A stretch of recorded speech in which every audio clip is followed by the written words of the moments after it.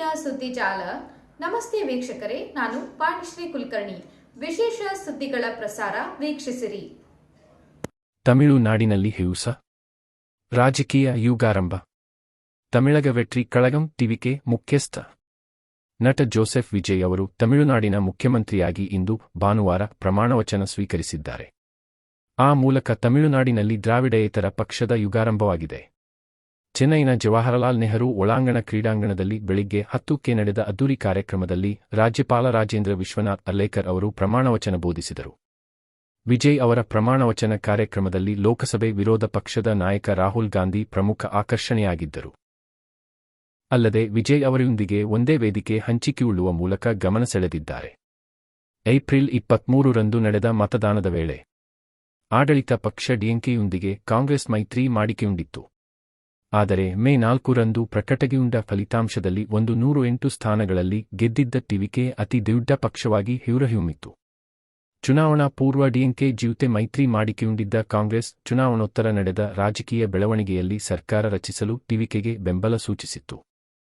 ಕಾಂಗ್ರೆಸ್ನ 5 ಶಾಸಕರು ಟಿವಿಕೆಗೆ ಬೆಂಬಲ ನೀಡಿದರು. ಅಲ್ಲದೆ ಮಾಜಿ ಮುಖ್ಯಮಂತ್ರಿ ಎಂ.ಕೆ.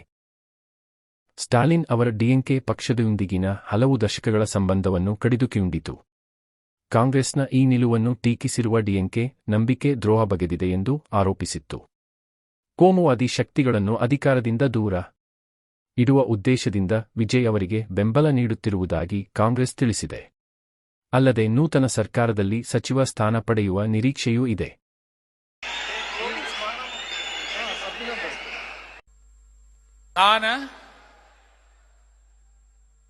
ಸಿ ಜೋಸೆಫ್ ವಿಜಯ್ ಎನ್ನುம் நான்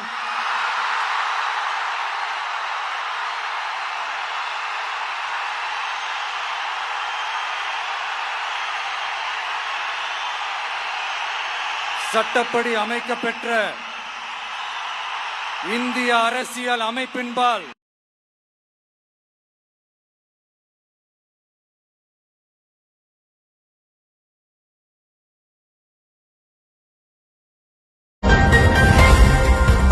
ಪೆಟ್ರೋಲ್, ಡೀಸೆಲ್ ಬಳಕೆ ಮಿತಗೊಳಿಸಲು ಜನರಲ್ಲಿ ಮೋದಿ ಮನವಿ.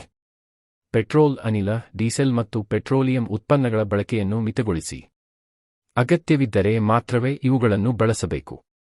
ಇದು ಈ ಹೊತ್ತಿನ ಜರೂರು. ಭಾರತವು ಇಂದು ಜಗತ್ತಿನಲ್ಲಿಯೇ ಅತ್ಯಂತ ಇಂಧನ ಬಿಕ್ಕಟ್ಟು ಎದುರಿಸುತ್ತಿದೆ ಎಂದು ಪ್ರಧಾನಿ ನರೇಂದ್ರ ಮೋದಿ ಅವರು ದೇಶದ ಜನರಲ್ಲಿ ಮನವಿ ಮಾಡಿದರು. ಭಾನುವಾರ ಹೈದರಾಬಾದ್ದಲ್ಲಿ ವಿವಿಧ ಅಭಿವೃದ್ಧಿ ಕಾಮಗಾರಿಗಳಿಗೆ ಚಾಲನೆ ನೀಡಿ ಇಲ್ಲಿ ಮಾತನಾಡಿದ ಅವರು, ಪೆಟ್ರೋಲ್, ಡೀಸೆಲ್ ಮತ್ತು ಅನಿಲದ ಬಳಕೆ ಕಡಿಮೆ ಮಾಡುವುದರಿಂದ ಪಶ್ಚಿಮ ಏಷ್ಯಾದಲ್ಲಿ ನಡೆಯುತ್ತಿರುವ ಯುದ್ಧದ ಕೆಟ್ಟ ಪರಿಣಾಮವನ್ನು ತಡೆಯಬಹುದಾಗಿದೆ. ಇದು ನಮ್ಮ ವಿದೇಶಿ ವಿನಿಮಯವನ್ನು ಉಳಿಸುತ್ತದೆ ಎಂದರು. ಸೌರಶಕ್ತಿ ಬಳಕೆ ವಿಚಾರದಲ್ಲಿ ಭಾರತವು ಜಗತ್ತಿನಲ್ಲಿ ಇತರೆ ಕೆಲವು ದೇಶಗಳೊಂದಿಗೆ ಮುಂಚೂಣಿಯಲ್ಲಿದೆ. ಪೆಟ್ರೋಲ್ಗೆ ಎಥೆನಾಲ್ ಸೇರಿಸುವ ಕಾರ್ಯವು ತೀವ್ರಗತಿಯಲ್ಲಿದೆ. ದೇಶದಲ್ಲಿ 100% ಎಲ್ಪಿಜಿ ಸಂಪರ್ಕ ಕಲ್ಪಿಸಲು ಮೊದಲು ಗಮನಹರಿಸಲಾಯಿತು. ಈಗ ಅನಿಲವನ್ನು ಕೊಳವೆ ಮೂಲಕ ಪೂರೈಕೆ ಮಾಡುವ ಬಗ್ಗೆ ಗಮನ ನೀಡಲಾಗಿದೆ. ಸಿಎನ್ಜಿ ಆಧಾರಿತ ವ್ಯವಸ್ಥೆಗೂ ಸರ್ಕಾರ ಉತ್ತೇಜನ ನೀಡುತ್ತಿದೆ. ಈ ಎಲ್ಲ ಕ್ರಮಗಳ ಬಳಿಕವೂ ದೇಶವು ಇಂಧನ ಬಿಕ್ಕಟ್ಟು ಎದುರಿಸುತ್ತಿದೆ ಎಂದು ಹೇಳಿದರು. ದೇಶಭಕ್ತಿ ಭಾವನೆಯಲ್ಲಿ ಸಂಪನ್ಮೂಲ ಉಳಿಸಿ. ಪಶ್ಚಿಮ ಏಷ್ಯಾದಲ್ಲಿನ ಯುದ್ಧದಿಂದ ಇಡೀ ಜಗತ್ತೇ ಸಂಕಷ್ಟ ಎದುರಿಸುತ್ತಿದೆ. ಭಾರತ ಇದಕ್ಕೆ ಹೊರತಾಗಿಲ್ಲ. ಆದ್ದರಿಂದ ದೇಶದ ಸಂಪನ್ಮೂಲಗಳನ್ನು ಉಳಿಸಬೇಕು. ದೇಶದ ಹಿತವನ್ನು ರಕ್ಷಿಸಲೇಬೇಕು. ಕೊರೋನಾ ಕಾಲದಲ್ಲಿ ನಾವೆಲ್ಲರೂ ಹೇಗೆ ಒಗ್ಗೂಡಿ ಸಂಕಟಗಳನ್ನು ಎದುರಿಸಿದ್ದೆವೋ ಅದೇ ರೀತಿಯಲ್ಲಿ ದೇಶಭಕ್ತಿಯ ಭಾವನೆಯಲ್ಲಿ ಮತ್ತೊಮ್ಮೆ ದೇಶವನ್ನು ಅಂತಾರಾಷ್ಟ್ರೀಯ ಮಟ್ಟದ ಈಗಿನ ಸಂಕಟದಿಂದ ಹೊರತರಲು ಒಗ್ಗೂಡಲೇಬೇಕು ಎಂದರು. साथियों, भारत के पास बड़े बड़े तेल के कुएं नहीं है. हमें अपनी जरूरत का पेट्रोल, डीजल, गैस, ये सब बहुत बड़ी मात्रा. ವಿಶ್ವಾಸಘಾತುಕ ಕಾಂಗ್ರೆಸ್ ಕಿತ್ತೊಗೆಯಲು ಒಟ್ಟಾಗಿ ಪ್ರಧಾನಿ. ದೇಶವನ್ನು ವಿಕಾಸದತ್ತ ಕೊಂಡೊಯ್ಯಲು ವಿಶ್ವಾಸಘಾತುಕ ಕಾಂಗ್ರೆಸ್ ಅನ್ನು ಕಿತ್ತೊಗೆಯಬೇಕು. ಇದಕ್ಕಾಗಿ ಎಲ್ಲರೂ ಒಟ್ಟಾಗಬೇಕು ಎಂದು ಪ್ರಧಾನಿ ನರೇಂದ್ರ ಮೋದಿ ಅವರು ಕರೆ ನೀಡಿದರು. ಬೆಂಗಳೂರಿನ ಎಚ್ಎಎಲ್ ವಿಮಾನ ನಿಲ್ದಾಣದ ಆವರಣದಲ್ಲಿ ಭಾನುವಾರ ರಾಜ್ಯ ಬಿಜೆಪಿ ಘಟಕವು ಆಯೋಜಿಸಿದ್ದ ಅಭಿನಂದನಾ ಕಾರ್ಯಕ್ರಮದಲ್ಲಿ ಸನ್ಮಾನವನ್ನು ಸ್ವೀಕರಿಸಿ ಅವರು ಮಾತನಾಡಿದರು. ಬೆನ್ನಿಗೆ ಚೂರಿ ಹಾಕುವ ಬುದ್ಧಿ ಕಾಂಗ್ರೆಸ್ಗೆ ರಕ್ತಗತವಾಗಿ ಬಂದಿದೆ. ಅಧಿಕಾರಕ್ಕಾಗಿ ಅದು ಏನು ಬೇಕಾದರೂ ಮಾಡುತ್ತದೆ ಎಂದು ಆರೋಪಿಸಿದರು. 2014ಕ್ಕೂ ಮುನ್ನ ಕಾಂಗ್ರೆಸ್ ಕೇಂದ್ರದಲ್ಲಿ 10 ವರ್ಷ ಅಧಿಕಾರದಲ್ಲಿ ಇದ್ದದ್ದು ಡಿಎಂಕೆಯ ಬೆಂಬಲದ ಕಾರಣಕ್ಕೆ. ಕಾಂಗ್ರೆಸ್ನ ಕಷ್ಟಕಾಲದಲ್ಲಿ ಡಿಎಂಕೆ ಅದರ ಜತೆಗಿತ್ತು. ಆದರೆ ಈಗ ಡಿಎಂಕೆ ಅಧಿಕಾರದಲ್ಲಿ ಇಲ್ಲ ಎಂದ ಮಾತ್ರಕ್ಕೆ ಅದರ ಬೆನ್ನಿಗೆ ಕಾಂಗ್ರೆಸ್ ಚೂರಿ ಹಾಕಿದೆ. ಹೊಸ ಪಕ್ಷದ ಬೆನ್ನೇರಿದೆ. ಅದರ ಬೆನ್ನಿಗೂ ಕಾಂಗ್ರೆಸ್ ಚೂರಿ ಹಾಕುವ ಕಾಲ ದೂರವಿಲ್ಲ ಎಂದರು. ಕಾಂಗ್ರೆಸ್ ಕೇವಲ ಅದರ ಮಿತ್ರಪಕ್ಷಗಳಿಗೆ ಚೂರಿ ಹಾಕಿಲ್ಲ, ದೇಶದ ಮಹಿಳೆಯರಿಗೂ ದ್ರೋಹ ಬಗೆದಿದೆ.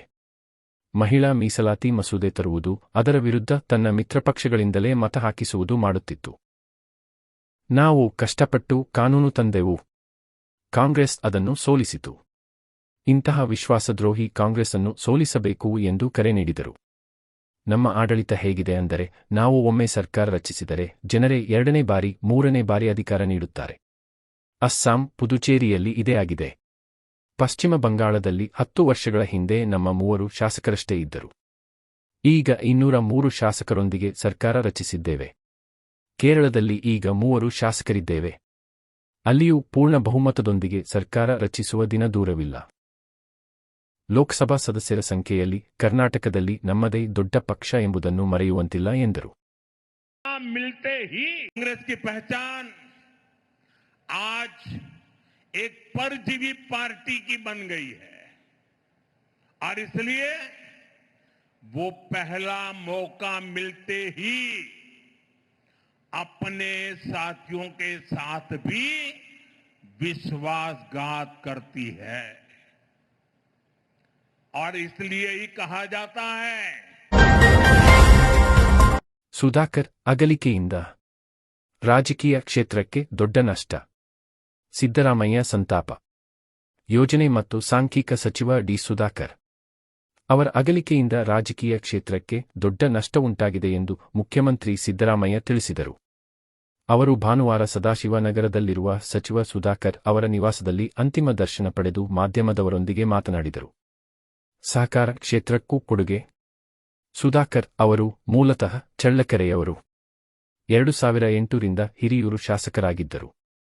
2ನೇ ಬಾರಿಗೆ ಮಂತ್ರಿಯಾಗಿದ್ದ ಅವರು ಅತ್ಯಂತ ಜನಪ್ರಿಯ ವ್ಯಕ್ತಿ. ಸಮಾಜ ಕಲ್ಯಾಣ ಸಚಿವರಾಗಿಯೂ ಕೆಲಸ ಮಾಡಿದ್ದಾರೆ. ಸಹಕಾರ ಕ್ಷೇತ್ರದಲ್ಲಿಯೂ ಸಾಕಷ್ಟು ಕೊಡುಗೆ ನೀಡಿರುವ ಅವರು ಡಿಸಿಸಿ ಬ್ಯಾಂಕ್ ಅಧ್ಯಕ್ಷರೂ ಆಗಿದ್ದರು. ಅಪೆಕ್ಸ್ ಬ್ಯಾಂಕ್ ನಿರ್ದೇಶಕರಾಗಿಯೂ ಕಾರ್ಯನಿರ್ವಹಿಸಿದ್ದರು. ಸುಧಾಕರ್ ಅವರ ಚಿಕ್ಕಪ್ಪ ಜಯಣ್ಣ ಕೂಡ ಶಾಸಕರಾಗಿದ್ದವರು. ರಾಜಕೀಯ ಕ್ಷೇತ್ರದಲ್ಲಿ ಅಪಾರ ಜನಪ್ರಿಯತೆ ಗಳಿಸಿಕೊಂಡಿದ್ದರು. ಚಳ್ಳಕೆರೆ ಎಸ್ಟಿ ಮೀಸಲು ಕ್ಷೇತ್ರವಾಗಿದ್ದರಿಂದ ಹಿರಿಯೂರಿನಿಂದ ಸ್ಪರ್ಧಿಸಿ ಗೆದ್ದಿದ್ದರು ಎಂದು ವಿವರಿಸಿ, ರೈತರ ಹಾಗೂ ಬಡವರ ಪರವಾಗಿ ಸಾಕಷ್ಟು ಕೆಲಸ ಮಾಡಿದ್ದು ಜನಪ್ರಿಯ ವ್ಯಕ್ತಿಯಾಗಿದ್ದರು ಎಂದರು. ಆತ್ಮಕ್ಕೆ ಚಿರಶಾಂತಿ ದೊರಕಲಿ. ಸುಧಾಕರ್ ಅವರು ಪತ್ನಿ, ಪುತ್ರಿ ಹಾಗೂ ಪುತ್ರ ಸೇರಿದಂತೆ ಅಪಾರ ಬಂಧುಬಳಗ, ಅಭಿಮಾನಿಗಳನ್ನು ಬಿಟ್ಟು ಅಗಲಿದ್ದಾರೆ. ಅವರ ಆತ್ಮಕ್ಕೆ ಚಿರಶಾಂತಿ ದೊರಕಲಿ ಹಾಗೂ ಕುಟುಂಬದವರಿಗೆ ಅವರ ಸಾವಿನ ದುಃಖವನ್ನು ಭರಿಸುವ ಶಕ್ತಿಯನ್ನು ಭಗವಂತ ನೀಡಲಿ ಎಂದು ಪ್ರಾರ್ಥಿಸುವುದಾಗಿ ಹೇಳಿದರು.